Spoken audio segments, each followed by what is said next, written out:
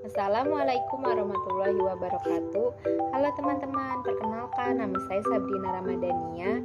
Saya dari kelas 5E Prodi Pendidikan Guru Sekolah Dasar Universitas Muhammadiyah Profesor Dr. Hamka. Di video ini saya akan membahas tentang proposal penelitian yang berjudul Upaya Meningkatkan Keterampilan Berbicara pada Siswa Kelas 5 melalui Metode Diskusi. Langsung aja yuk ke pembahasannya. Jadi yang pertama yang saya akan bahas yaitu tentang bab 1 pendahuluan. Di bab 1 pendahuluan ini ada latar belakang, identifikasi masalah, rumusan masalah, pembatasan masalah, tujuan penelitian, dan masalah penelitian. Yang pertama latar belakang. Latar belakang ini adalah dasar untuk memberikan pemahaman kepada pembaca mengenai apa yang ingin kita sampaikan. Kemudian yang kedua, identifikasi masalah atau problem identification. Ialah suatu proses dan hasil pengenalan masalah. Dengan kata lain, identifikasi masalah merupakan salah satu proses penelitian yang menjadi langkah pertama dan terpenting yang harus dilakukan oleh setiap peneliti. Kemudian yang ketiga, rumusan masalah, yaitu suatu pertanyaan yang akan dicari jawabannya melalui pengumpulan data untuk mendukung pemecahan suatu masalah.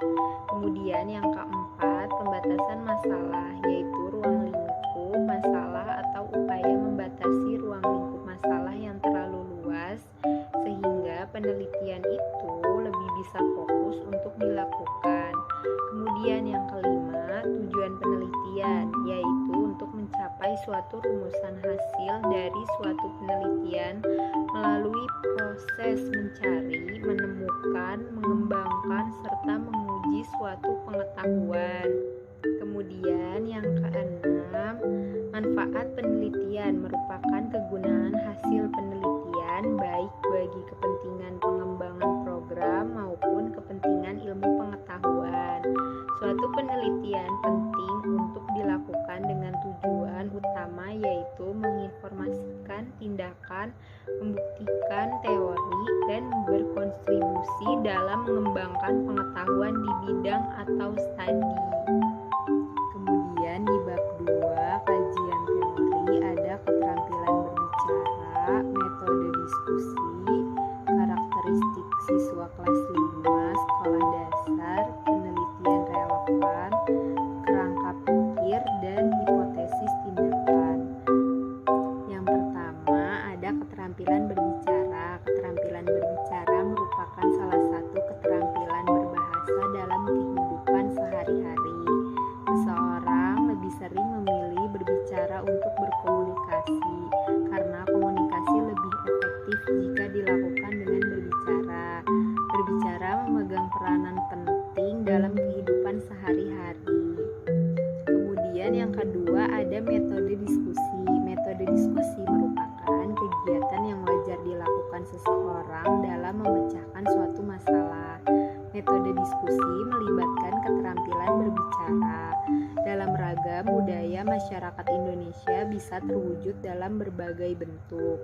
Di antara rutinitas kegiatan berbicara dalam kehidupan manusia sehari-hari. Kemudian yang ketiga, karakteristik siswa kelas 5 di sekolah dasar.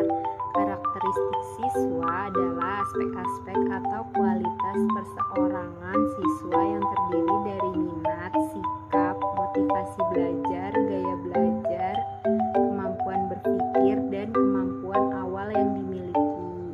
Kemudian yang keempat, penelitian relevan, yaitu perbandingan hasil penelitian yang dilakukan seperti penelitian yang dilakukan oleh Moh Komarudin 2008 dengan judul Peningkatan Kemampuan Berbicara Melalui Teknik Bermain Peran pada Siswa Kelas 5 MI Negeri Kudus tahun ajaran 2007 atau 2008 dan penelitian yang dilakukan oleh Yulia Gustiningsih 2009 dengan judul Upaya Meningkatkan Kemampuan Berbicara Melalui Penerapan Model Pembelajaran Debat dalam Mata Pelajaran Bahasa Indonesia Siswa kelas 5 SDN 19 Kota Bengkulu. berpikir, yaitu suatu konsep yang menjelaskan secara garis besar alur logika berjalannya sebuah penelitian. Kemudian yang keenam, hipotesis, tindakan mencerminkan dugaan sementara atau memprediksi perubahan apa yang akan terjadi pada objek penelitian jika suatu tindakan dilakukan.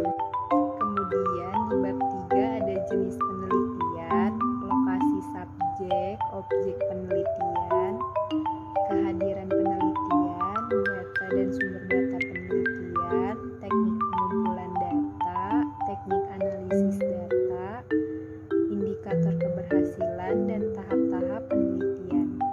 Yang pertama, jenis penelitian. Jenis penelitian ini yang sudah dibahas tadi adalah kualitatif, yaitu menggunakan analisis secara detail. Kemudian yang kedua, lokasi subjek, objek penelitian, yaitu waktu dan tempat dalam penelitian yang dilakukan. Kemudian yang ketiga, kehadiran peneliti, yaitu keberadaan ada atau tidaknya peneliti untuk meneliti yang akan dilakukan. Kemudian yang keempat, data dan sumber data penelitian, yaitu hasil penelitian yang bersumber dari sumber data yang relevan. Kemudian yang kelima, teknik pengumpulan data, yaitu peneliti mengumpulkan data-data yang akan diteliti lebih lanjut.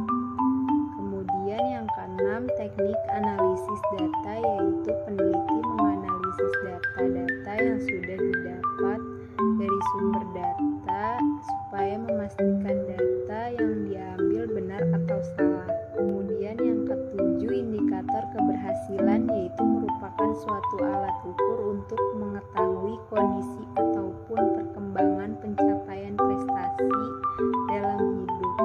Kemudian yang kedelapan, tahap-tahap penelitian, yaitu proses penelitian dari tahap awal hingga tahap akhir.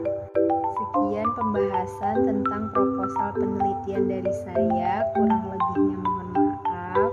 Terima kasih sudah menonton, semoga bermanfaat.